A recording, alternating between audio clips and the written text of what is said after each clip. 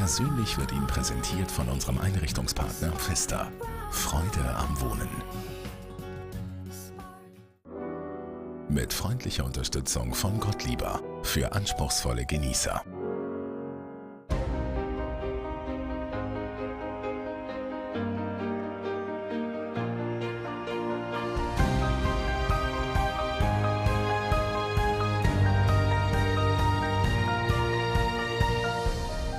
Persönlich. Bei Claudia Lesser. Persönlich bei Claudia Lesser. Schön, haben Sie eingeschaltet. Heute mit der Anna Rossinelli. Ihre Karriere hat sie auf der Straße von Europa gestartet. 2015 ist sie für 3 Monate zu ihren Wurzeln zurückgekehrt. Entstanden ist ganz viel Bild und Ton. Und über das Bild und den Ton wollen wir heute reden. Schön, bist du bei uns. Hallo. Hey, ich nehme an, für dich ist es schon wieder wahnsinnig weit weg, die 3 Monate aus dem Jahr 2015, wo du durch Amerika gereist bist und dich musikalisch, glaube ich, ganz neu noch mal erfunden hast. Ja, ist jetzt auch schon 7 Monate, glaube ich, her wieder. Jetzt kommt schon wieder der nächste Sommer irgendwie. Ja, letztes Jahr in dieser Zeit sind wir voll am Planen gewesen, umtelefoniert mit Airlines, Zeugs und Sachen, die Flüge gebucht und so. Ein Stress gewesen. Und jetzt sind wir gerade auf Tour. Auch ein bisschen stressig, aber es ist weniger stressig. Startet am 25.02. und noch auf Tour bis Ende Mai. Gell? Genau, ja. Klappern doch diverse Städte ab. Wo sind wir denn überall? Wir sind in Olten, Solothurn, Zug, also ganz viele Sachen. Winterthur und Bern haben wir schon gehabt, dann sind wir natürlich auch noch in Basel. Genau. Also jetzt sind wir diesen Samstag mal in Olten. Und nur das 3. Album «Takes Two to Tango» oder du auch noch ein bisschen alte Songs von den letzten beiden Vorgängeralben performen? Die wir auch noch spielen, ja genau. Wir haben sie ein bisschen veramerikanisiert, dass es irgendwie auch so ein bisschen konzeptuell irgendwie zum Konzept passt zu Amerika. Und auch wegen uns, weil ich glaube, es ist auch wieder cool, wieder neue Songs, die eben älter sind, die man schon sehr viel gespielt hat, auch wieder neu irgendwie zu interpretieren, irgendwie, dass es auch für dich wieder ein bisschen eine Überraschung ist, weil sonst spielst du dann einfach so abend irgendwann. Und ich glaube, es ist immer gut, wenn du wieder ein bisschen neue Nuancen reinbringst, dass es irgendwie auch für dich selber und für die anderen auch spannend bleibt. Erzähl mal, wie sieht die Umsetzung aus? Sie haben ja auch ganz viel gefilmt auf den 3 Monaten, wo wir durch Amerika gereist sind. Das heisst, hinten schwingt das Bild immer mit und es gibt Anekdoten dazu. Oder wie performt ihr das auf der Bühne? Genau, also es ist so, wir haben wie einen Beamer entweder dabei oder der Beamer gibt es schon im Club. Also zum Beispiel in Winterthur war es super gewesen. Da hat halt ist wie ein Gleittheater, wo das halt integriert ist mit Bildschirm und allem, was dann halt gerade hinten dran ist und so. Und das war sehr, sehr cool gewesen. Sonst stellen wir das selber auf und dann ist halt alles ein bisschen kleiner. Und manchmal sind halt auch Bühnen so klein, dass du die immer nicht hinter dir kannst, sondern musst sie dann so ein bisschen nebendran oder so. Also musst immer sehr flexibel bleiben und musst halt schauen, wie es gerade kommt, so von Club zu Club. Aber es ist wirklich so, dass eigentlich zu jedem Lied sind wie so Moods. Also wir haben uns halt die Lieder auch angehört, haben so uns auch so ein bisschen Gedanken gemacht, eben, was ist das für eine Stimmung auch, und haben halt wie das ganze Amerika-Material durchgeschaut und geschaut, was haben wir da für Stimmungen eingefangen, die zu den einzelnen Liedern auch passen. Und du musst dir vorstellen, es sind dann wie so einzelne Videoclips für jedes Lied eigentlich gemacht.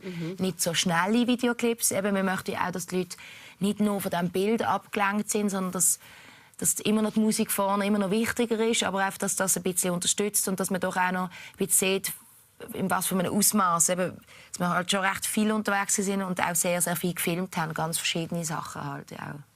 Du, das tönt ja, wenn man so von außen hört, unglaublich toll. 3 Monate durch Amerika durchziehen, New Orleans Besuch, am Schluss in New York das Studioalbum aufnehmen, ein bisschen filmen, ein bisschen Musik machen mit allen anderen coolen Musikern, die wir da getroffen haben. Ich glaube, das ist recht die Knochenarbeit. Und was man auch unterschätzt, es braucht vor allem sehr viel Vorbereitung im Vorfeld und es braucht Geld dazu. Und das habt ihr alles gefunden. Und so im Nachhinein retour schaust, was überwiegt.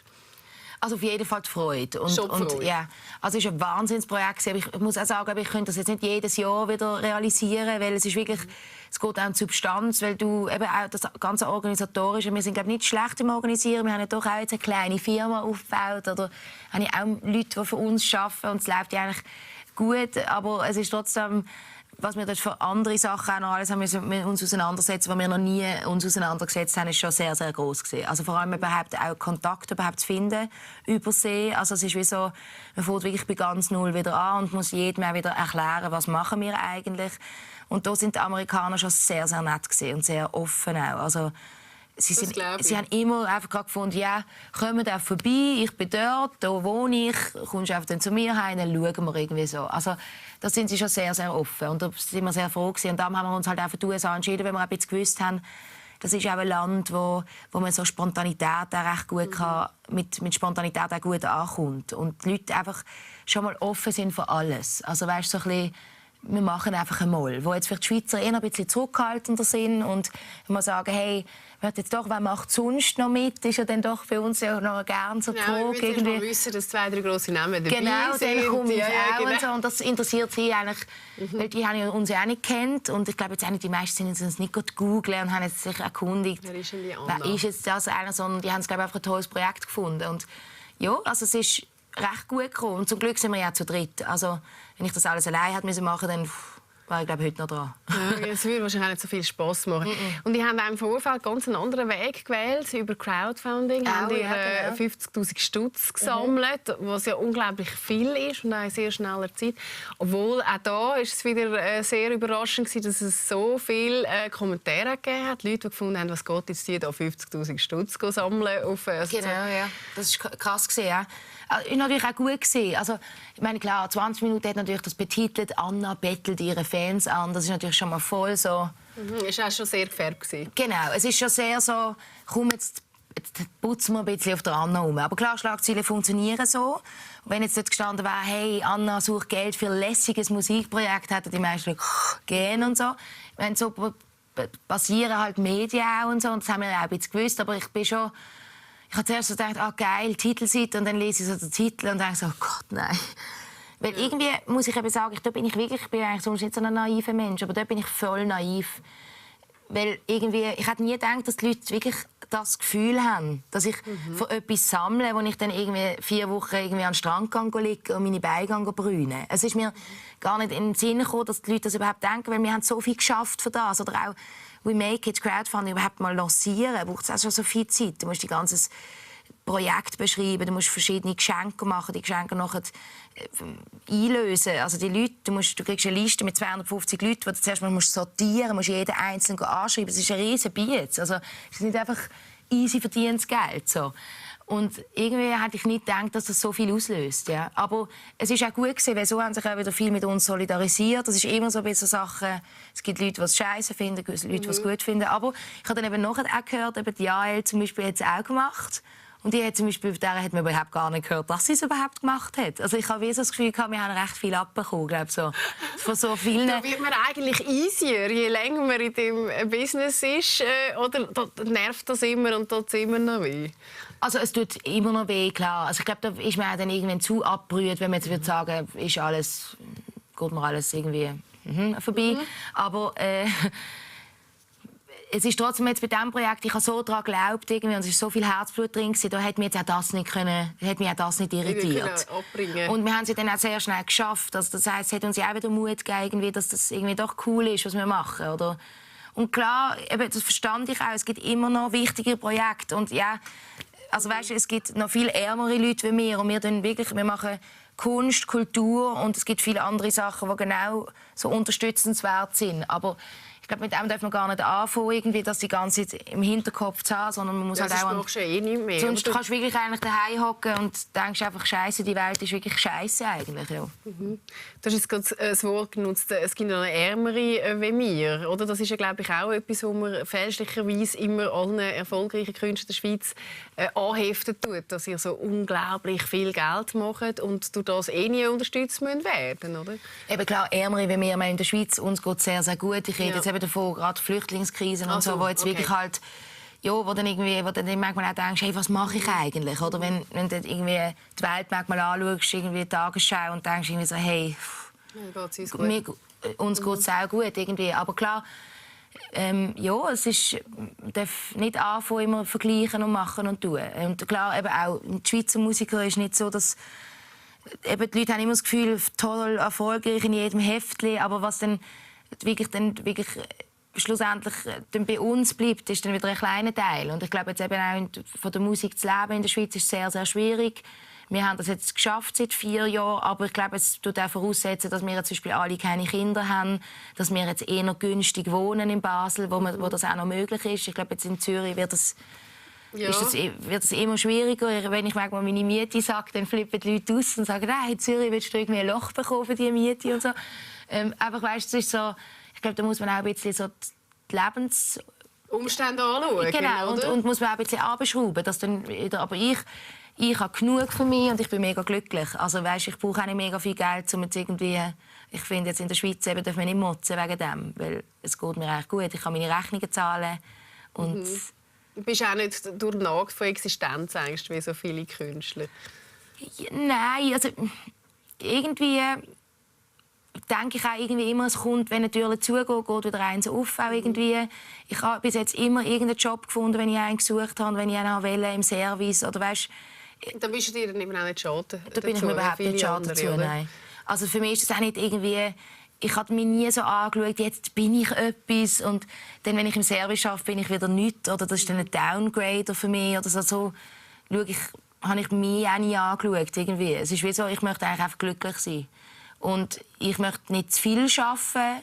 Ich habe lieber weniger Geld für mehr Freizeit. Und so war es schon immer bei mir. Also, ich möchte leben irgendwie. Ich habe nicht Bock, mein Leben nur mit Arbeiten verbringen, dass ich dann mit irgendwann 60 kann sagen kann, so, jetzt kann meinen Kindern etwas vererben.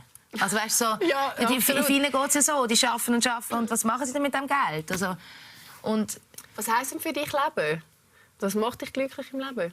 Ja, Freunde, Reisen, Freizeit, einfach zu Nacht essen, zu Nacht kochen, einfach vor allem auch so in den Tag hineinleben, einfach so sein irgendwie. So, das finde ich wahnsinnig schön und das ist halt auch mit der Musik möglich irgendwie, weil wir haben halt ein bisschen andere Arbeitszeiten, wir arbeiten viel am Wochenende, viel zu oben, wo ich dann irgendwie am Tag mal gemütlich am Morgen aufstehen und noch nicht gerade so Stress habe und so, weißt, wenn ich manchmal dann so die Leute sehe am Morgen in den überfüllten Zügen und Tramli und so, ja, tut mir manchmal nicht unbedingt in so glückliche Augen eigentlich hineinschauen. So. Und ich glaube, viele Leute machen viele Sachen, die sie eigentlich gar nicht so toll finden. Irgendwie. Und dann kommt wieder das, eben wird viel diskutiert auch in Basel über das Grundeinkommen zum Beispiel, das Bedingungslose.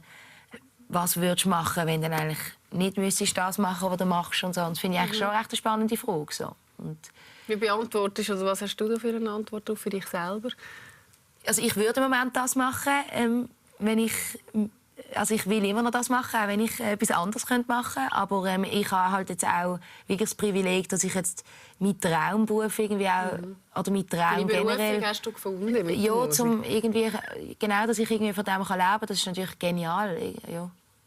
Und du hast unglaublich viel auch schon erlebt. Kommen wir zurück auf dein 2015. Was war die schönste Begegnung in diesen 3 Monaten Amerika? Das ist mega schwer zu sagen, weil wir haben so viele Leute getroffen. Ich habe wahnsinnig toll gefunden, in Dallas haben wir einen Chor getroffen.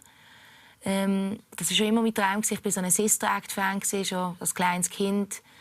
Und einfach so Chor, so Mehrstimmigkeit und so gefällt mir wahnsinnig gut. Und das war so ein Traum von mir, den wir uns erfüllt haben. Und das sind Leute, die sich einfach jeden Donnerstag treffen. Das sind nicht Profisänger, sondern einfach eben Leute, die sich treffen am Donnerstag und zusammen singen. Und es hat wirklich gut getönt. Dann haben wir die aufgenommen in dieser Kirche. Dann haben wir zum Beispiel auch einen Schnurrengiegel getroffen. In L.A. haben wir einfach angefragt auf der Strasse, haben wir den angesprochen. Der hatte wahnsinnig Charisma und hat sehr toll gespielt auch. Also wir haben wahnsinnig viele Begegnungen gegeben, die unglaublich waren. Also ich glaube, manchmal nützt es schon, wenn man einfach auch die Leute fragt und nicht Angst hat. Also weil wir haben das auch jetzt lernen, in diesen 3 Monaten auch einfach so auf Leute zugehen. Ja, und das fällt mir eigentlich nicht so schwer, aber bis du dann das erste Mal das machst und wenn das Erfolgserlebnis dann da ist, dann kannst du es auch immer besser. Dann kannst du immer besser auf die Leute zugehen, aber so ganz am Anfang ist dann so wenn jetzt sagt, nein, ich habe überhaupt keine Lust, was machen wir da? So. Und wir haben ja auch niemandem gesagt, dass es Geld gibt. Wir haben ja auch alle gezahlt, also wir haben ihnen etwas Kleines möchten geben. Und das haben wir dann meistens nachher gemacht und die Leute haben sich auch wahnsinnig gefreut über das. Das habe ich aber auch schön gefunden, dass sie in der Schweiz ist so dann oft so, nein, musst nicht und so. Sie haben das aber dankend angegeben, auch wirklich so angenommen, so wie, hey, wir brauchen es eigentlich auch wirklich, ist cool. Aber niemand hat irgendwie gefragt, ja, ich mache es nur, wenn es Geld gibt. Das habe ich auch noch toll gefunden. Weißt, dass jeder eigentlich einfach so dabei war. Und erst nachher haben wir dann eigentlich unverhofft sozusagen das Geld gegeben. Viel schöner, oder? Ist eigentlich schöner und sie haben sich dann trotzdem sehr, sehr gefreut. Ja. Wir schauen uns die erste Single an, «Bang, bang, bang». Kannst du noch etwas dazu sagen, zu der Bildaufnahme? Also wir schauen uns das nachher an, ganz eine spezielle Stimmung. Ich meine, der Song ist auch sehr speziell. Ist das so speziell? Ich finde schon. Also, ich meine, das Thema ist doch speziell. Aha, ja. Ja, Sexualität. Ja, gut. Ist nicht so ein spezielles Thema eigentlich, oder? Oder findest du? Ja, ja. Ja, geht ja mehr. Es ist ja eher so, es geht um zwei Leute, die eine wahnsinnige Anziehungskraft ist, ja. die eigentlich nicht sein darf, aber irgendwie wie, wenn die so stark ist, dann muss man sie irgendwann ausleben, weil sonst wirst du wahrscheinlich unglücklich oder. Was war denn die Inspiration zu dem Song? Hey, ich glaube, das geht ja immer wieder im Leben. Also, es gibt jetzt nicht irgendwie in dem Sinn die Geschichte, die wir jetzt den Song geschrieben haben, es ist autobiografisch oder so, aber ich glaube, ich habe sehr viel Kontakt mit Frauen, es treffen auch sehr viele Frauen und so. Also ich habe sehr viele Freundinnen irgendwie und da geht es schon auch sehr viel, wenn du in einer langen Beziehung bist, was hast du für Wünsche? Einfach, ich meine, da könnte ich jetzt stundenlang darüber erzählen. Das ist ja auch dein Thema, oder? Ich bin auch schon ewig in einer Beziehung.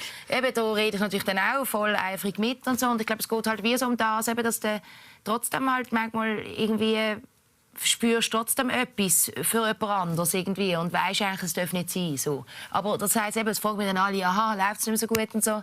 Also es ist jetzt nicht so, dass ich jetzt es irgendwie... kann ja sehr gut laufen und man kann ja das Gleiche haben, oder? Das sowieso, finde ich auch. Aber eben, es ist jetzt nicht so, dass jetzt bei uns irgendetwas passiert ist und das ist dann der Song. Ich glaube, wir arbeiten generell nicht so, dass... Bei uns ist es nicht so... Aber sagt denn der Georg zum Beispiel nicht, du, wenn du schon darüber singen willst, ist denn das Thema bei dir? Nein, überhaupt nicht. Nein. Also vor allem hat er mit mir zusammen den Text geschrieben. Oh, ich habe das sogar zusammen geschrieben? Ja. Also wir sind ja da immer voll involviert und so. Ja. Also, ich glaube, generell ist ja Anziehungskraft zu jemand anderem haben, der eigentlich nicht sein darf. Und ich glaube, das gibt es ja in ganz vielen Themen oder Bereichen. Also es hat ja nicht nur mit Sexualität zu tun, mit ganz vielen anderen Themen, finde ich, merkt man eigentlich, man fühlt sich zu etwas und man weiß aber eigentlich, es geht eigentlich nicht. Und das ist ja schon, weil du Kinder hast und Familie. Absolut. Es ist ja wie schon manchmal, irgendwie kriegst du ein Jobangebot irgendwie in Florida und dann merkst du so, nein, geht nicht. Es geht nicht, weil du hast doch hier dein Leben, aber eigentlich manchmal musst du vielleicht auch etwas wogen, dass du etwas so. Und ich glaube, es geht jetzt nicht nur um die zwei Leute, sondern du kannst einen Text. Ich glaube, bei uns ist es immer so, dass du sehr vieles interpretieren kannst und deine eigene Geschichte auch wieder kannst einfließen lassen, irgendwie so in Text und so weiter und so fort. Aber würde Georg dir einen Seitensprung verzeihen? Ich glaube schon, ja. Würde es machen? Ich glaube schon, einfach ja. aus der Länge der Beziehung raus? Ich glaube es. Aber das weiß man ja nie. Und ich finde, das ist auch so schwierig. Das kann man ja nicht, es geht ja nicht einfach so und so. Ich glaube, ich finde, das ist immer wie was ist passiert, wie ist es passiert, erzählt er es oder kommt es erst nach 3 Jahren aus. Aber ich meine, sind wir mal ehrlich, wie viele Männer ihre Frauen betrügen, das wollen wir gar nicht. Eben. Also umgekehrt, ja, es gibt ja voll Seiten. Das sind ja nicht nur... Eben, wie viele Frauen und Männer ihre Männer und Frauen betrügen und halt es nie auskommt. Ich glaube, das ist so eine schwarze Zahl, die man nie möchte lüften irgendwie. Und ich muss sagen, für mich ist in einer Beziehung sehr, sehr viel wichtiger Vertrauen und Loyalität und Aufrichtigkeit. Also es wäre noch entscheidend, ob er das dann gerade sofort sagen würde. Ich würde mich viel verarscht fühlen, wenn jetzt der Georg etwas machen würde und mir das erst nach 5 Jahren erzählen. Dann frage ich mich, was ist in diesen 5 Jahren irgendwie, hey, also weißt du, so. Und ich glaube, aber trotzdem sehe ich immer bei all diesen Soaps und Reality-Sendungen steht immer, oder alle sagen immer, dass Treue für sie das absolut Wichtigste ist in einer Beziehung. Das finde ich irgendwie noch spannend eigentlich. Ja, die Frage ist ja auch, was ist denn Treue? Was ist Treue? Ist das, weil für mich ist die Treue, oder da kann der Georg noch lange eine andere anschauen und ich weiss, also am Schluss ist es gleich ins Herz, oder? Ja, irgendwie. Oder eben 12 Jahre, das kann nicht einfach jemand wegspielen. So, irgendwie. Ich glaube, da ist noch ganz viel anderes. Das ist irgendwie ein Fundament. Irgendwie so. Aber das ist ein tolles Thema. Ist ein super Thema, ja. Also, da könnte man so stundenlang... Aber es haben wir gleich noch eine offene Beziehung. Wäre das für dich ein Thema? Ich meine, das glaube ich nicht, nein. Weißt du, so nach 20 Jahren und Georg kommt und sagt, du weißt, also, wenn wir jetzt Sex wollen, dann nicht einfach mal ein bisschen offener handhaben. Ich glaube, das könnte ich einfach nicht. Ja. Ja. Nein. Das wäre gleich ein Schritt zu weit. Ich glaube, das kann ich. Also ich meine, sage niemals nie. Man wird ja auch erwachsener, älter und so weiter und so fort. Aber das haben wir uns jetzt auch noch nie so mega besprochen oder so. Ich glaube, wir besprechen einfach, hey, es ist sowieso, dass man auch mal jemand anders toll findet oder so. Also ich meine, ja, also es gibt wahnsinnig viele schöne Frauen und auch wahnsinnig viele schöne Männer. Und die sind ja da zum Anschauen. Jetzt lassen wir uns Gutes Schlusswort, oder? Ja, total. Bang, bang, bang. Die erste Single aus dem 3. Album.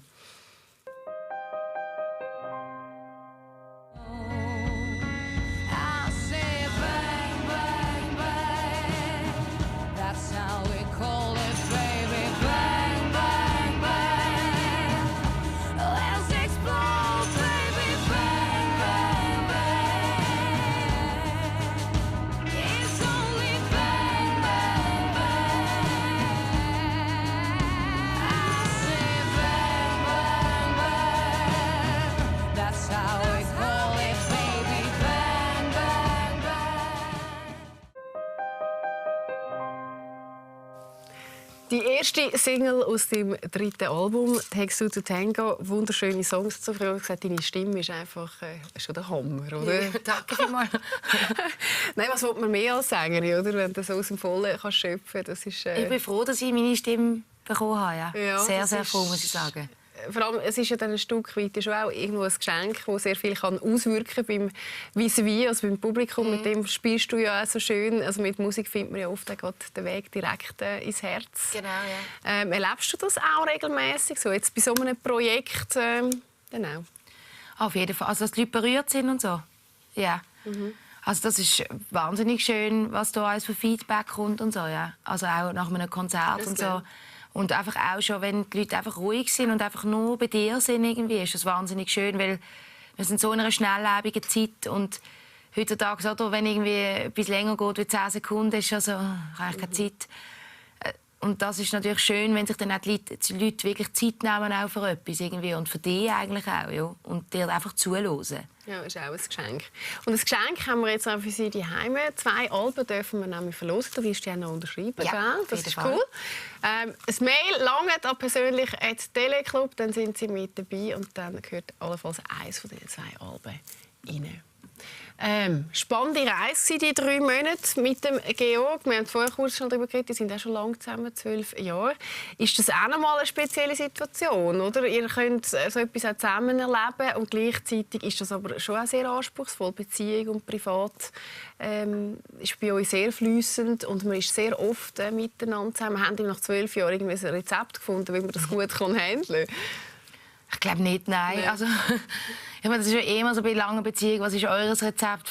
Keine Ahnung. Also, ich glaube, wir reden einfach über. Ich glaube, bei uns gibt es keine Tabuthemen. Irgendwie. Wir reden einfach über sehr, sehr vieles. Auch. Und ich glaube, das sicher kann ich jedem empfehlen. Irgendwie. Weil ich glaube, es gibt viele Leute, oder dass man Wünsche hat, auch bei seinem Partner, und die eigentlich gar nicht so richtig aussprechen kann. Und das ist auch mega etwas Schwieriges irgendwie, gerade wenn es vielleicht auch verletzend ist für den anderen oder für einen selber auch. Aber ich glaube, trotzdem führt kein Weg daran vorbei, irgendwie, dass man einfach ehrlich ist. Irgendwie so. Und ich hatte das immer bei uns, wir haben immer die besten Gespräche gehabt, also wenn wir zusammen in den Ferien unterwegs waren irgendwie, und das Nachtessen und dann sprudelt es manchmal wie von allein. Ich glaube, es ist auch immer die Challenge, wieder auch nicht irgendwie alles schon wissen über den anderen, dass es noch recht vieles gibt, was man auch nicht weiss. Irgendwie. Aber das ist noch schwierig bei euch, die so viel zusammen sind, oder? Ja, aber trotzdem überrascht der Georg mich irgendwie immer wieder. Oder sehe ich auch manchmal wieder eine Seite, die ich irgendwie so noch nicht so ganz kennt habe oder so. Und das merkt man ja auch im Umgang mit anderen Menschen. Also gerade wenn man auch so Projekte macht oder so. Und ich liebe das einfach auch an ihm, dass er so wahnsinnig, dass er so begeisterungsfähig ist auch eben. Und wenn wir so ein Projekt machen, dann kann er an nichts mehr anders denken irgendwie. Und das ist dann manchmal wieder schwieriger in der Beziehung, wenn man sagt, so, jetzt schreiben wir keine Mail zurück. Also es ist ja wie so bei uns, wir müssen uns manchmal auch so wie Zeit schaffen, so, jetzt dürfen wir nicht mehr über das Geschäft reden, weil es kommt immer irgendwie noch etwas rein oder wir können immer noch irgendetwas besprechen, aber ich glaube, manchmal ist es auch wichtig, dass wir dann einfach nicht mehr über das reden irgendwie. Ja. Du, wie wichtig ist denn, dass ihr nicht zusammen wohnt, dass es eben noch funktioniert? Für mich ein sehr wichtiger Moment, aber ich habe noch nie mit einem Freund zusammen gewohnt, darum. Ich habe nur mit meiner Freundin zusammen gewohnt. Also ich bin nicht wegeuntauglich, glaube ich. Also ich glaube, das hat 6 Jahre recht gut funktioniert. Ich bin auch sehr sauber und so. Aber ich bin zum ersten Mal jetzt allein, ich glaube seit 3 oder 4 Jahren, oder für 2 oder 3 und genieße es mega. Also ich finde es gerade herrlich. Also es muss sich jetzt auch gar nicht verändern irgendwie. Du, und der Georg hat nie ein Problem, dass er, gut, ich könnte sagen, er ist der starke Mann hinter der starken Frau, dass er quasi so wie die Anna, die ist, die vorne steht. Also fragen uns ja viele, eben der Manu ja auch, wie ist das für sie zwei? Also sie sagen eigentlich immer, sie genießen es. Also, weil ich meine, ich kriege, also jetzt gerade bei diesem Crowdfunding redet dann niemand von ihren Fingernägeln oder von ihrem Kleidungsstil. Ja, das ist auch noch gut, oder? Sie können ja immer sagen, eben, ich kriege dann alles ab. Also es ist wirklich auch ein bisschen so. Und ich meine, eigentlich haben sie es ja nicht schlecht erreicht. Wir tun alles durch 3 Teile. Also ich bin nicht bevorzugt, nur weil ich jetzt Frontfrau bin und vielleicht die Fede auch, oder der Name Anna Rossinelli irgendwie ist. Also haben jetzt ja wirklich überhaupt keine Probleme. Und das ist jetzt wirklich kein Lieg. Also, weil ich wüsste auch nicht was. Also, ich meine, sie können beide jetzt nicht wahnsinnig gut singen. Ja, also muss halt der Sänger vorne stehen. Sorry, das bin ich jetzt halt gerade. Und ich finde jetzt auch, dass ich den besten Namen habe, jetzt rein zum also Meisel CD nennen. Und Dillier finde ich zwar auch noch schön, Georg Dillier, aber wäre jetzt auch ein bisschen komisch, wenn wir es jetzt Trio Georg Dillier genannt hätten. Aber das ist ja eher eine andere Geschichte mit dem Namen. Das ist ja, wir haben uns dort von der ESC so beworben und dann haben wir gar nicht mehr zurück. Dann ist es wie, es ist als Anna Rossinelli raus. Und absolut. Ich kann mir gar nicht überlegen, weißt, wie wir dann wirklich möchten heißen, sondern wir haben dann einfach so geheißen und es hat gar kein Zurück mehr gegeben. So. Und jetzt ist es halt einfach so. Es wäre mir, glaube ich, auch nie etwas Besseres eingefallen. Du hast den Eurovision Song Contest gerade angesprochen, auch schon x-mal erzählt und trotzdem, glaube ich, seit 2011 Erfahrung in allen, mit allen Emotionshöchst und Tiefs, die du gehabt hast. Zuerst ins Finale kommt, dann der letzte Platz. Ich glaube, das ist als Künstlerin unglaublich wichtig. Nicht, dass man einfach gerade in Schaufenster katapultiert wird, aber einfach auch die Erfahrung, die man daraus herausnimmt, oder? Ja, auf jeden Fall. Es war eine wahnsinnig tolle Erfahrung. Es ist wie so, ich glaube, wir haben wieder mal so krass gemerkt, dass es manchmal so offen geht und dann geht eigentlich auch wieder die Achterbahn eigentlich auch wieder voll durchab irgendwie. Und ich glaube, das ist auch wichtig. Also ich glaube, es ist nie gut, wenn man gerade, weißt, wenn es nur Touch macht, dann bist du voll oben. Weil wenn du voll oben bist, geht es auch irgendwann wieder runter. Das ist einfach so. Bei jedem wahrscheinlich. Du kannst die Erfolg... ganz seltene Fälle. Genau. So, zum Beispiel eine Adele, die das jetzt vielleicht gerade schafft, was immer mehr. Aber auch bei ihr wird irgendwann die CD nicht mehr so laufen wie die letzte. Und dann heisst es Flop. Dabei hat sie wahrscheinlich immer noch Millionen verkauft. Genau, aber sie macht das ja gut. Sie tut sich immer wieder zurückziehen, dass sie wieder neu kommen kann. Das hast du jetzt auch gemacht. Du hast 2 Jahre gewohnt. Ich eigentlich auch recht. Ich bin auch recht ruhig gewesen, gell? Ja, genau. Sie sind einfach nicht so lange vorgekommen. Irgendwie. Oder mir nicht, ja.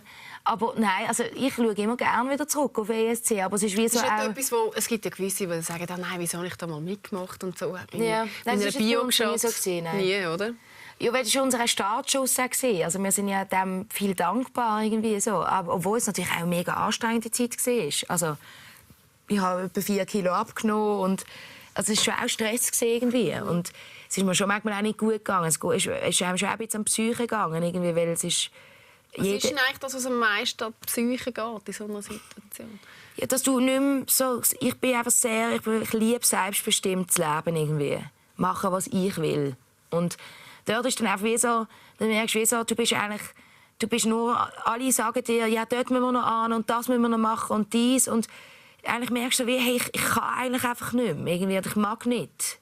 Ich möchte jetzt eigentlich einfach am liebsten ins Hotelzimmer und 4 Stunden mehr Decke über den Kopf ziehen. Und das geht dann halt einfach nicht. Und ich glaube, irgendwann hängt das einfach an. Weißt, nicht nach einer Woche, aber dann so nach 4, 5, 6 Wochen, wo dann einfach von einem Termin zum anderen Stress ist und jeder fragt die gleichen Fragen und du denkst irgendwie so, hey, hättest du nicht einfach eine Pressemitteilung machen können und die tun es dann einfach so... weißt, so, ich glaube, und vor allem einfach auch die Umstellung für mich. Ich meine, vorher hat sich niemand für mich interessiert und dann auf einmal... reden alle über meine Haarfarbe oder dass ich auch ein schwarzes Kleid anhabe wie Lena. Und ich denke mir so, hey, hat's euch eigentlich... Also, ich meine, schwarz. Ja, ich habe auch ein schwarzes Kleid an wie Lena. Sie hat es ja erfunden. Also, es ist dann wie so, also, man muss sich mit Sachen auseinandersetzen, wo ich mir so denke, hey Leute, wollen die mich verarschen? Also, geht es jetzt wirklich um das Kleid irgendwie? Und das irgendwie so, auch so unwichtige Sachen werden auf einmal so gross und thematisiert. Und dass du halt auch immer bei allem das Gefühl hast, was du sagst und so. Ich meine, zum Glück kann ich das jetzt auch mega gut ablegen. Ich werde immer offener oder werde immer mehr so Ich mag mir eigentlich nicht die ganze Zeit darüber überlegen, was ich jetzt sage oder was ich nicht sage. Ja. Ich möchte einfach mir selber sein irgendwie. Und dort bin ich noch viel mehr... Du das gewünscht ja sowieso nur. Und dass du gewünscht, das schauen wir uns jetzt auch an. Wir haben einen Blick auf die Straße gewagt und haben gefragt, Anna Rossinelli, wer ist das?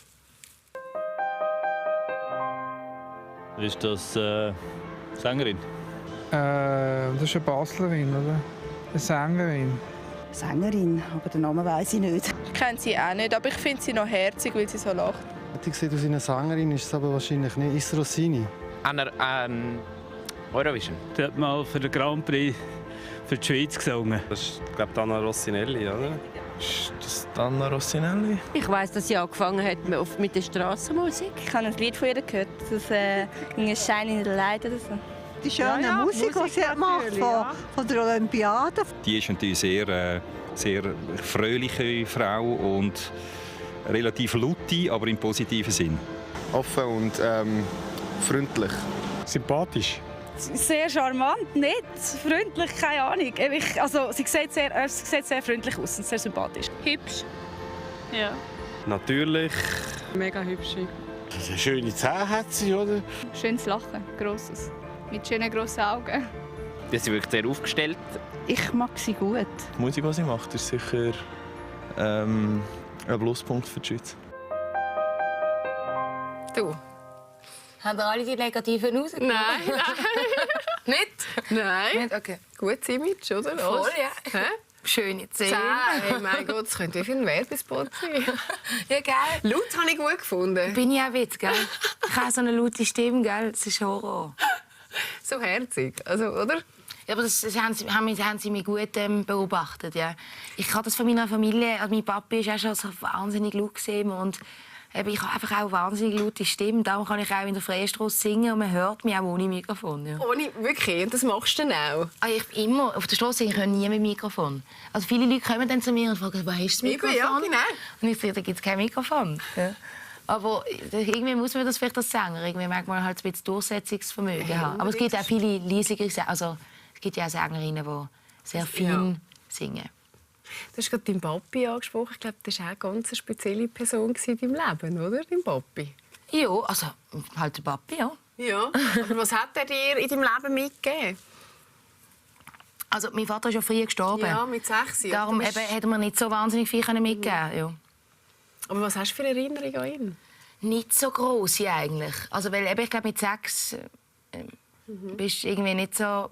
Aber mein Vater hat auch Piano gespielt, war ein Künstler. Halt so ein bisschen Hippie-Eltern hatte ich halt irgendwie so. Was also heisst das, Hippie-Eltern? So? Ja, einfach so sie haben so von Tag zu Tag irgendwie gelebt. Ich meine, das war früher auch noch ein bisschen anders. Meine Eltern haben Möbel restauriert, haben sie auf dem Flohmi weiterverkauft. Mein Vater hat auch viel Schach gespielt, auch viel Geld verloren beim Schach. Also weißt, wie so ein bisschen, sie haben nicht, mein Vater war Künstler, aber eben durch Kunst ist nicht viel Geld reingekommen. Also man hat wie ganz viele andere Sachen wie müssen machen, um irgendwie den Monatslohn irgendwie da. Und ich glaube, man hat nicht so ein fixes Einkommen gehabt, sondern hat irgendwie immer wieder so ein bisschen gewurstelt, irgendwie so. Aber gut gewurstelt, das hat ja funktioniert. Und ich bin auch so aufgewachsen, also ich habe es immer mega schön gefunden bei uns daheim, irgendwie so. Aber wir haben halt wie viele Brocki-Sachen gehabt, wir haben nie so viel Geld gehabt, so, und haben wie halt anders müssen schauen, irgendwie so. Aber es hat mir auch nichts gefehlt. Also, weißt, so, aber ich kann mich noch erinnern, die erste Wohnung, die ich hatte, dort war auch die Badwanne in der Küche. Und meine Mutter hat oft, habe ich sie beim Kochen beobachtet und ich habe dann ein Bad genommen. Aber einfach als Kind sind diese Sachen oft cool. Das sind ja die coolsten Sachen. Wir hatten so eine Sitzbadwanne und dann bist du dort drinnen gehockt irgendwie und Mami hat gekocht und wir haben Räuber Hotzenplatz vorgelesen. Und so. Das ist dir geblieben. Stell dir Genau. mal vor, du hättest irgendwie eine super geile Luft in Basel, wo die Badwanne am Ende des Ganzen wäre. Im schönen Mami Schlaf. dann sagt, nicht, wenn du rauskommst, schauen, dass der Boden nicht dreckig wird. Ja. Genau. So war es nicht. So war es eben nicht. Du, und versteht man als 6-Jährige, wenn der Papi geht? Oder wie? Das habe ich schon sehr gut verstanden, doch, ja. Ja. Aber es ist auch ein Thema, wo ich nicht so...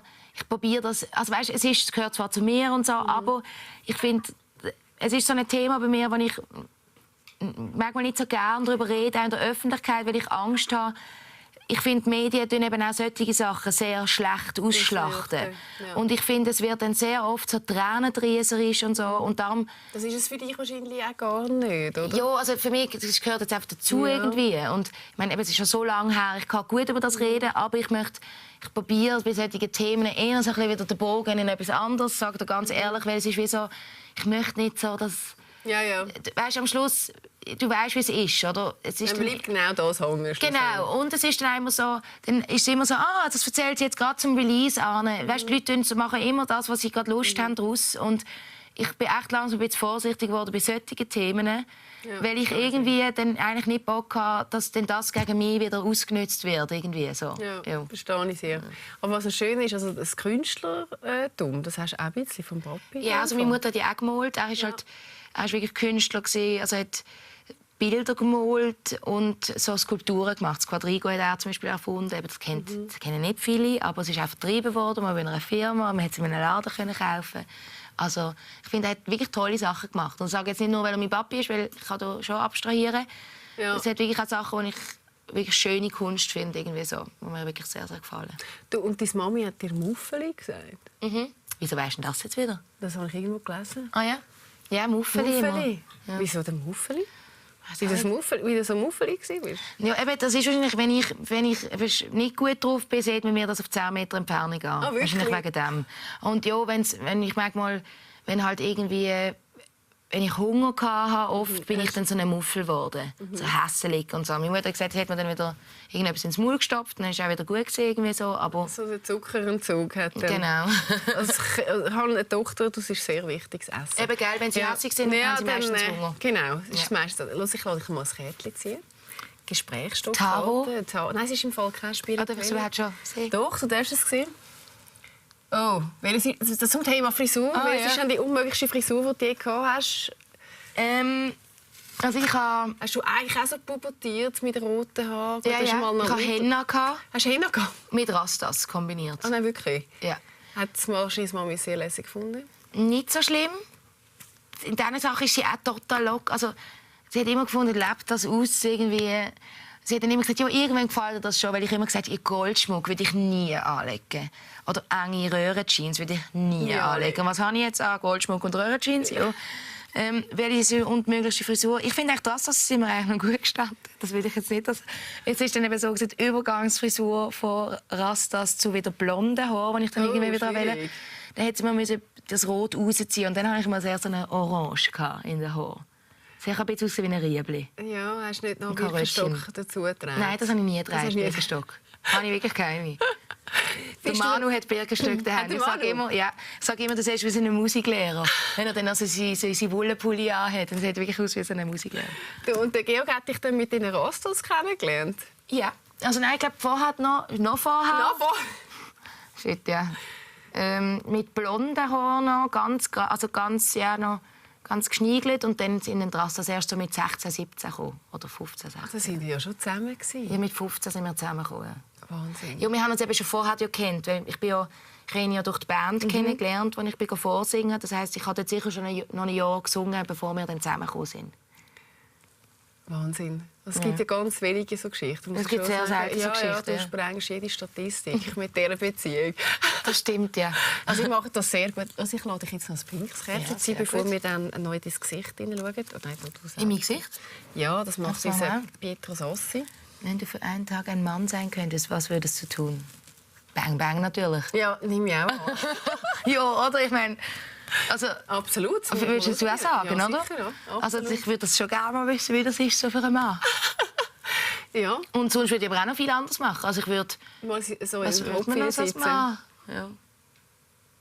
Generell nicht mehr aufs WC gehen. Als Mann? Als Mann, wenn man ja sonst überall kann und so. Genau.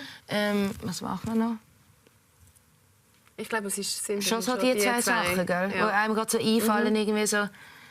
Und halt einfach so vielleicht cool an einer Bar sitzen oder so. Und vielleicht auch so, ja, so ein bisschen... Einfach so ein bisschen dort cool sitzen. So. Aber das können wir Frauen ja auch. Das sieht meistens noch besser aus.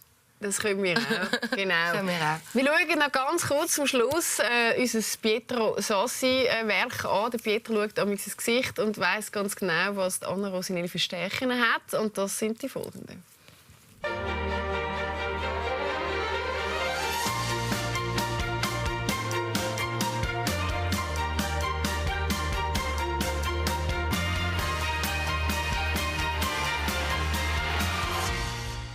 Anna Rosinelli, ganz eine tolle Sängerin. Eine Schweizer Sängerin, ganz eine tolle Stimme, ja. Und das ist natürlich wichtig. Sie hat ein markantes Merkmal hier bei den Stirnquerfalten. Die sind da ganz extrem stark und sie sind durchgehend. Und das ist ihr mentale Durchhaltevermögen. Also wenn die Frau auch etwas misst, dann kann man sich darauf verlassen, dass die dran bleibt. Eine Sängerin ohne Leidenschaft kann man sagen, gibt es gar nicht, aber bei ihr ist das ganz stark. Und zwar, weil sie ganz starke Augenbrauenbehaarung hat. Das ist sicher in der Form ein bisschen, ja, noch beeinflusst, aber sonst ist die Behaarung recht stark und das ist Leidenschaft und Temperament. Dann, was sie hat, und das ist natürlich speziell, das ist da die Querfalte hier in der Nase rein. Und das sagt, ich will und kann entscheiden. Was sie auch immer macht, sie ist schon die kann entscheiden oder will entscheiden. Nicht entscheiden können, nicht wollen, nicht können, geht bei ihr nicht. Das gefällt ihr gar nicht. Sie will entscheiden oder es wird entschieden. Dann hat sie ein spezielles Merkmal und das ist ihr Nasenrücken. Der ist sehr breit. Sehr breiter Nasenrücken. Da. Und der breite Nasenrücken der zeigt natürlich, dass sie belastbar ist. Und zwar extrem belastbar. Die Frau funktioniert unter Druck extrem gut. Entweder kommt der Druck von außen oder sie gibt sich den Druck selber. Im Gegenteil, sie ist sowieso dann viel effizienter, wenn sie eben ein bisschen Druck hat. Dann haben wir auch etwas Starkes und das ist ihre Dominanzanspruch. Und wo sieht man den Dominanzanspruch? Das ist der Abstand von Bauch bis zu der Oberlippe. Und der ist noch recht gross. Und dort zeigt es mir natürlich, dass sie einen wohlwollenden Dominanzanspruch hat. Also sie kann dann das ganz klar so kommunizieren, wie sie das eigentlich will haben. Und so macht sie in dem Sinn noch recht wohlwollend. Dann, ja, sie ist halt ein absoluter Bauchmensch. Wo sehen wir das? Das ist ihr starke Oberlippenfleisch. Da hat es also schon ein bisschen Lippen da oben. Und je stärker das Oberlippenfleisch ist, umso mehr entscheidet dann aus dem Bauch. Macht sie gerne und kann das auch. Vielleicht sogar, wenn sie zurückschaut in ihrem Leben, hat sie viel hat sie wahrscheinlich aus dem Bauch entdeckt. Und das wäre noch interessant, nachher anzuschauen. Ja, du. Jetzt bin ich ja gespannt. Was trifft denn dazu? Ja, noch recht viel. Also er hat jetzt eben Bauchmensch, glaube ich, bin ich schon auch. Du musst nicht Affekt so entscheiden, nehme ich an, oder? Es ist der Bauch. Was ist am Schluss, der Kopf oder der Bauch? Ich glaube schon der Bauch eher, ja. Auch dort beim ESC und all diese Sachen, weißt du, die grossen Entscheidungen, wo ich gar nicht das Gefühl hatte, das sind nicht so grosse Entscheidungen, habe ich einfach immer so aus dem Bauch entschieden und eigentlich mehr so eine Offenheit, so ja, schauen wir mal, probieren wir mal. So, und vielleicht jetzt nicht mehr so fest, weil eben, es gibt doch Sachen, wo man, weißt du, so Covers, Sachen, die ja dann so ein bisschen für längere Zeit dauern, muss man dann schon ein bisschen 2-3 Mal überlegen und nicht alles nur aus dem Bauch entscheiden. Aber ich glaube, schon generell im Leben bin ich eher ein Bauchmensch. Was hat er gesagt? Augenbrauen heisst was? Leidenschaft. Dann haben wir sehr leidenschaftlich. Dominant auch, oder? Kann will entscheiden und Dominanzanspruch. Ist sicher so, ja. Also ich bin jetzt sicher nicht eine, so eine Hüscheli, die sagt, ja, wer bist du entscheiden, wo wir essen gehen? Also, oder ich denke, du weißt such genau, du was das Sofa aus. Also das ist dann wie so... Du weißt, was du klar, willst, dass ich das Sofa aussuche. Nein, richtig so. Nein, so, ich meine, das ist beim Georg halt perfekt, weil der Georg ist überhaupt nicht so... Ist kein Macho. Überhaupt nicht da, wie soll jetzt der Tisch aussehen? Da sagt er auch, mach du... Alles, was so ein bisschen visuell tut, auch mir, auch der Manu tut mir ein bisschen entscheiden. Da bin ich noch froh. So. Ja. Ja. Also, aber ich kann auch gut im Fall auch Entscheidungen abgeben. Also ich bin im Fall auch gerne aus etwas im Tunnel draussen. So. Ja, aber entwickelt, ohne dass du aber nicht klar, weißt, was du willst. Natürlich, ja. Aber oft weiss man auch, was man nicht will. Und das ist ja auch schon mal gut. Hey, ich sage danke vielmals. Danke Gott lieber Hüppe und weise noch mal darauf hin. Ja, Schoki. Voll gut, danke du bist auch eine, ich esse sehr gerne Schoki. Ja. Auch wenn du so dünn bist, du hast nicht das Gefühl, du müsstest irgendwie auf die Linie schauen bei anderen. Finde ich sympathisch. Also wenn man dich live sehen bis Ende Mai kann man das noch. Alle Tourdaten findet man bei euch auf der Seite, wie ganz vieles anderes auch. Da kann man auch noch mal reinhören, wenn man das dritte Album möchte reinhören. Genau, AnnaRosinellimusic.com. Genau. Alle Infos gibt es drauf. Sehr gut. Toi, toi, toi für die Danke Zukunft. vielmals, super gewesen. Und wir sehen uns nächste Woche wieder dann mit der Bonnie M. Bonnie M ist eine spannende Persönlichkeit. Auf Facebook hat sie 53'000 Followers. Wer hinter dem Namen steht, das finden wir raus. Schauen Sie rein. Bis dahin eine gute Zeit. Ade miteinander.